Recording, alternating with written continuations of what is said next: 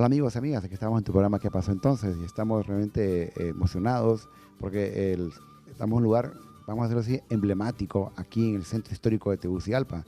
Aquí es nada menos y nada más que la Casa Morazán, la casa donde vivió Morazán. Morazán vivió gran parte de su juventud antes de irse para el resto de Centroamérica. Y agradecemos de forma muy especial al abogado Carlos Turcios, que es actualmente el secretario ejecutivo de la Casa Morazán. ¿Qué tal, abogado? Muy buenas, licenciado. Un placer a todo nuestro pueblo hondureño. Agradeciendo profundamente a Telebásica, el canal Suyapa TV Educativa, por compartir temas de interés nacional como es el arte, la cultura y la historia, y sobre todo hablar de esta figura emblemática de la historia centroamericana como es el general Francisco Morazán. Bien, y también tenemos aquí a mi lado izquierdo tengo al licenciado en Historia, al licenciado Denis Portillo, que pues trabaja actualmente con el Instituto Hondureño de Antropología e Historia, en la unidad de Historia, que también contribuye mucho con nuestro programa. ¿Qué tal, Denis? Muy bien, gracias. Un placer nuevamente la invitación para que hablemos precisamente, pues como decía el abogado Turcios, de un personaje emblemático en un lugar emblemático aquí en lo que es el centro histórico de Tegucigalpa, la Casa Morazán. Claro, yo incluso como historiador, pues estoy emocionado, pues estoy aquí en la casa de Morazán, Francisco Morazán Quesada, José Francisco Morazán Quesada. Estoy también aquí con el secretario ejecutivo de la Casa Morazán, el abogado Turcios, y también pues con mi amigo y colega, el licenciado Denis Portillo, que es una de las personas que contribuyó para hacer pues el libreto, el guión para esta Casa Morazán. Bueno, vamos a hablar hoy día acerca de la batalla de Francisco Morazán. Pues de Morazán hay muchas cosas que decir, Denis, abogado, pero que, mencionaron un poco el objetivo, esa gran cantidad de batallas que tuvo Morazán y que incluso mucha gente dice, no, Morazán perdió un par de batallas y que tuvo batallas en todo Centroamérica. ¿Qué nos podría ahondar en relación a ese tipo de batallas, abogado? Sí, en efecto, hay que destacar, ¿verdad?, que nuestro héroe, el general Francisco Morazán, se, sin- sin- se participa en la gesta libertaria centroamericana y logra sus batallas, la mayoría de ellas en la famosa revolución de 1829, que él las plasma en sus memorias hechas en David, Panamá, en el año de 1840. Lo más importante es que destaquemos, licenciado, que no solo fue un soldado o un combatiente, él fue un gran educador, un humanista, un gran defensor de los derechos humanos y sobre todo, como expresamos en otra ocasión, un hombre, un estadista con una visión inmensamente extraordinaria. Y eso es lo que nosotros debemos destacar de nuestro héroe. No solo el Morazán guerrero, sino el educador, el humanista y el estadista visionario.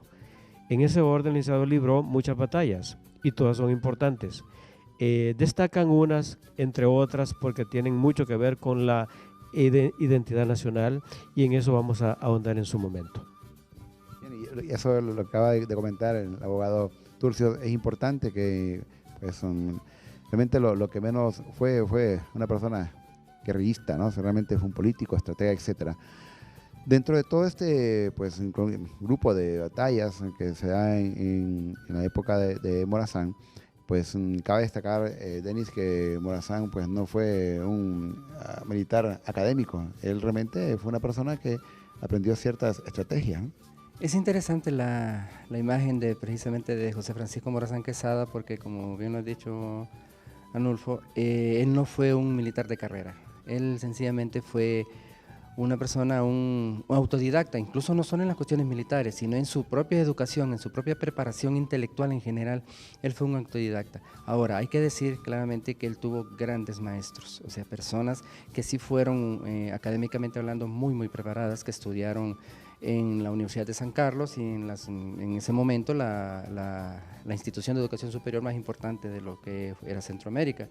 Un ejemplo de ello fue precisamente el padre José Antonio Márquez, que lo preparó, pero también otro, y tal vez el que más lo encaminó hacia ese pensamiento que lo llevó más adelante a descollar en todo lo que fue la política, lo militar y lo académico en Centroamérica, y familiar político de Francisco Morazán, que fue don Dionisio de Herrera. O sea, el hombre quizás más preparado de Honduras en ese momento. Entonces, él, si bien es cierto, no tuvo una educación, podríamos decir, formal, en una institución formal aquí en nuestro país, porque no lo había exactamente, pero sí recibió una educación de gente muy preparada, porque si él tuvo una virtud durante su vida fue que él se alió, por llamarlo de esa forma, o se juntó con personas muy preparadas en cada uno de los ámbitos que él le tocaba realizar. Yo creo que aquí se aplica, abogado, el término antiguo griego que dice que el alumno supera al maestro. Realmente Morazán no aprendió por aprender, aprendió para aplicar. Sí, yo quiero continuar con lo expresado por el licenciado Denis Portillo. Él fue un autodidacta en el amplio sentido de la palabra. Dice Ramón Rosa que él no tuvo la suerte de nacer, tuvo la desgracia de haber nacido en aquella época, dice él. Imagínense que, como dice el licenciado Portillo, la primera universidad de Centroamérica fue la Universidad de San Carlos, fundada en 1676, 171 años antes de fundarse la nuestra. La segunda fue la de León, Nicaragua. Y luego los que podían iban a la Universidad de San Carlos. Morazán no tuvo esa suerte porque tal vez no era de abolengo como el Sabio Valle o Dionisio Herrera. En eso aparece en escena don Dionisio Herrera, que lo forma, se casa con una prima de él, con Micaela Quesada, y entonces ya en parentesco comienza a formar a Morazán.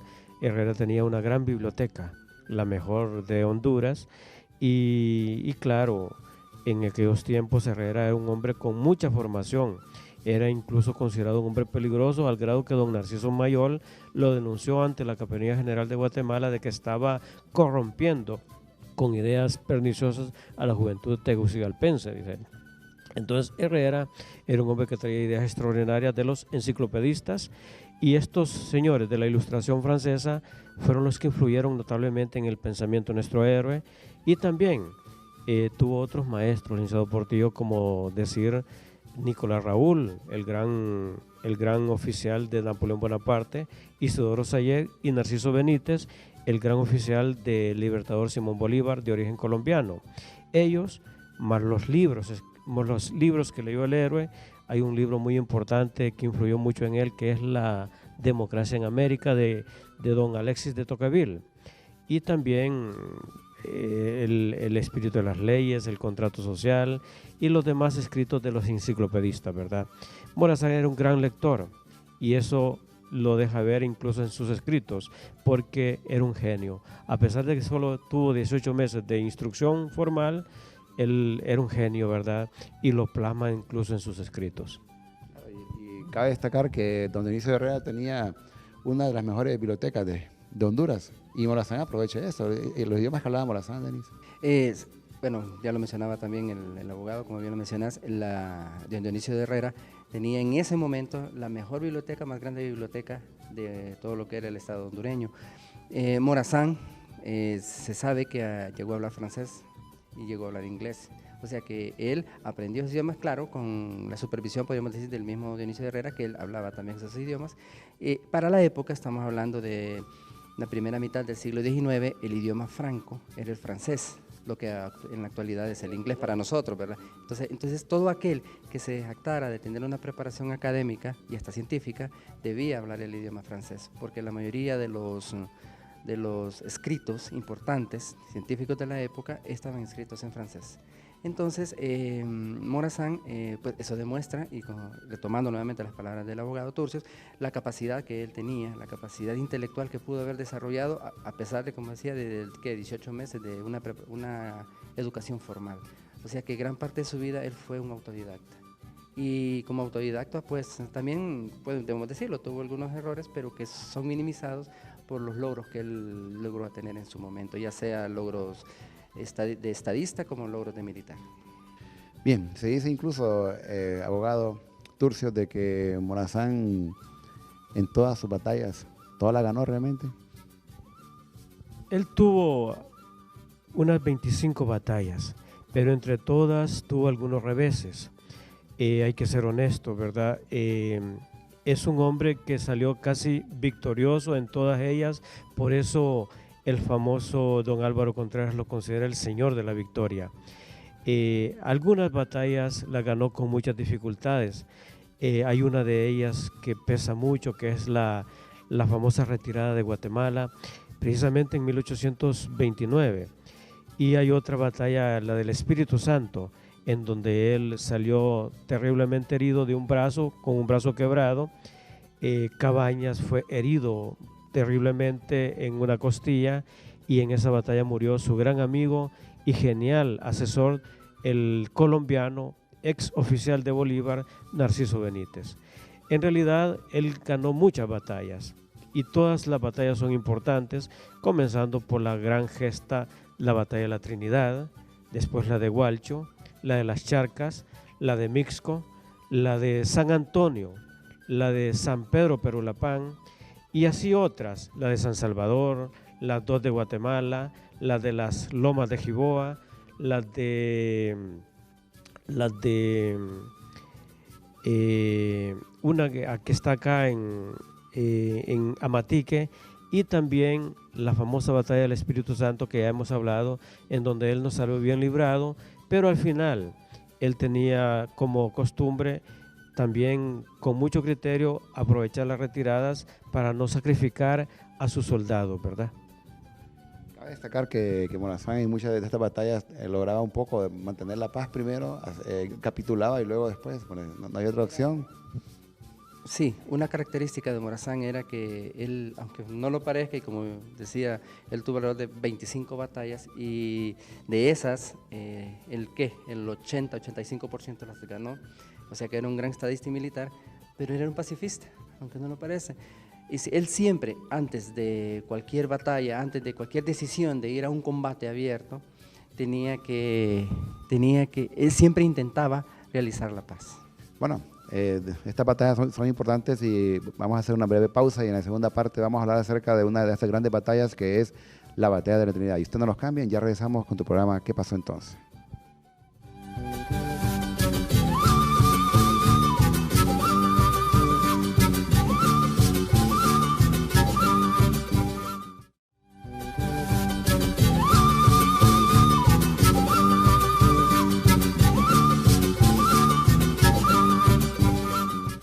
Gracias por seguir con nosotros aquí en tu programa ¿Qué pasó entonces? Bueno, estamos hablando de un tema interesante, importante, acerca de la vida de Morazán, de las batallas de Morazán. Justamente el tema es la batalla de la Trinidad, es la que sale en el billete de 5 lempiras, y de repente la gente no puede explicarla. Es lo que yo tengo en la parte trasera, ¿verdad? Eso es un cuadro de la famosa batalla de la Trinidad, que en este momento vamos a comentarla, a qué se refiere esta misma batalla. Y es que, abogado Carlos Turcios, usted lo mencionaba en un momento, esta batalla de la Trinidad no fue una batalla, por así decirlo, de esas que duró 4 o 5 días, una semana. Es lo que significó la batalla en sí para Morazán. Y luego vamos a hablar con el licenciado Denis Portillo para que nos comente cómo fue realmente esa batalla, esa estrategia que Morazán utilizó, porque incluso se habla hasta de 3 versiones de la batalla. Sí, en efecto, esta batalla es importante, porque recuerde que una vez que Centroamérica se independiza de España, se adhiere al Imperio de Iturbide de México, pero se separa, logra organizar la República Federal en 1824, y los 5 estados centroamericanos nombran a sus jefes de estado. El presidente federal era Juan Manuel José Arce, que había llegado a la presidencia mediante un fraude que le había hecho al sabio centroamericano Valle. El que ganó la presidencia legítimamente fue Valle. Ahí comenzaron los males, dice el general Morazán en sus memorias. Luego, Herrera, primo del sabio Valle, no tenía buenas relaciones con Arce, y Arce, queriendo perpetuarse en el poder, comienza a generarle golpes bajos a Dionisio de Herrera. Entonces, ahí aparece Morazán en la escena. Morazán es el secretario general de don Dionisio de Herrera. Herrera se va preso a Guatemala vía cordillera. Morazán prácticamente se había retirado a su vida privada, pero lo apresan, lo meten preso, escapa de la cárcel después de 23 días y se va, para recuperar la legitimidad del Estado de Honduras, se va a buscar tropas a El Salvador y a Nicaragua. En Nicaragua lo apoya don Cleto Ordóñez. Regresa con 135 combatientes, llega a Choluteca y de Choluteca comienza a llegar a la Muramulca, la famosa cuesta de la Muramulca. Llega después a Sabana Grande un 10 de noviembre de 1827. Ya Morazán tenía a sus amigos Remigio Díaz y a otros, José María Gutiérrez, entre otros, que lo asesoraban en la batalla. Arce tenía un gran aliado en Honduras, era José Justo Milla Arriaga, que había sido el vicejefe del Estado de Honduras, traidor a su patria y a su jefe, don Dionisio Herrera. Arce le había prometido a Milla que una vez que derrocaran a Herrera, lo iba a convertir en el jefe del Estado de Honduras, y la ambición de este pues provocó traicionar a su patria y a su credo, y en ese orden llegamos al 11 de noviembre de 1827, cuando se libra la gran batalla de la Trinidad, de 10 de la mañana a 3 de la tarde, en ese hermoso sitio memorable del Cerro de la Trinidad, que creo que el licenciado va a ampliar al respecto. Bueno, es que esta historia de Centroamérica, Denis, es una historia interesante, como novelesca, se puede hacer una buena película en relación a la misma, ¿no? De la vida de Morazán. Y como esta batalla, sabemos que el licenciado Denis pues, incluso ha aportado a niveles pues, digitales, tecnológicos, explicando cómo fue la batalla, porque la gente la mira, pero no logra entenderla. ¿Nos podría explicar, Denis, cómo fue realmente la batalla? ¿Hubo versiones realmente de la batalla?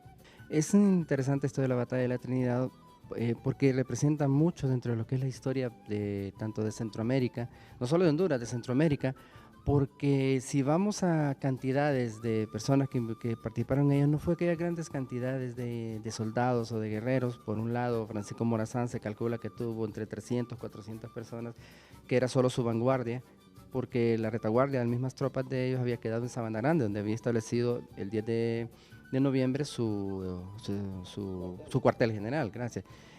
Y el mismo José Justo Milla, que había llegado el mismo 10 de noviembre de 1827 a lo que es la aldea de la Trinidad, que es precisamente esta aldea de la que estamos hablando, y del mismo Cerro de la Trinidad y el Vallecito de la Trinidad, se encuentra al sur del departamento de Francisco Morazán, o sea, al sur de Tegucigalpa. Entonces, José Justo Milla había llegado desde el 10, también se había apostado ahí, con alrededor de algunos dicen entre 500, 800. Con estos datos lo que quiero entender es que no hay un conocimiento exacto de la cantidad de participantes de esta batalla. El mismo Francisco Morazán en sus memorias no le da una gran cantidad, no describe ampliamente cómo fue la batalla, solo dice que combatió en la Trinidad, dice la fecha, y que solo con su vanguardia pues combatió y venció, ¿verdad? Entonces, a través de otras fuentes, que sería muy largo mencionar en este momento, se sabe que, bueno, se han hablado de varias explicaciones, algunas un poco fantasiosas, otras ya más cercanas a la verdad. Solo mencionaré tal vez tres descripciones que hacen de cómo fue la batalla de la Trinidad ese 11 de noviembre de 1827. Una de ellas dice que pues, el general Francisco Morazán, cuando estaba en el Cerro de la Trinidad, él vio las tropas de José Justo Milla y vio que los superaban en número. Entonces él le pidió a sus soldados, a sus guerreros, que se pusieran en fila india y comenzaran a desfilar alrededor del cerro, y uno tras otro. Entonces esto pues al verlo José Justo Milla creyó que tenía miles de soldados y que él se rindió y salió huyendo. La verdad que eso no tiene ningún basamento histórico, sencillamente es parte de una tradición que por ahí se ha enseñado desafortunadamente en algunas escuelas o algunos maestros. A mí en lo personal me ha tocado escucharlo, pero no tiene ninguna base histórica. Otra teoría que también tuve la oportunidad de escuchar o leer por ahí es que dicen que el general Francisco Morazán apostó a todos sus soldados sobre el Cerro de la Trinidad y que esperó a que José Justo Milla con todas sus tropas los atacara. Si bien es cierto, desde el punto de vista militar y estratégico, el Cerro de la Trinidad pues, es un bastión muy defendible, pero por el hecho mismo de la cantidad de números que tenían soldados José Justo Milla, tampoco es muy creíble porque no es lógico que Morazán haya apostado todo a un movimiento. Y él sabemos que tenía una visión estratégica muy amplia. Y hay una tercera teoría, una tercera visión que nos dice que el general Morazán llegó desde el 10 de noviembre al Cerrito de la Trinidad por la noche, entre la noche del 10 de noviembre y la madrugada del 11 de noviembre al Cerrito de la Trinidad. O sea que él tuvo que marchar de noche desde Sabana Grande al Cerro de la Trinidad, lo cual tiene lógica. ¿Por qué?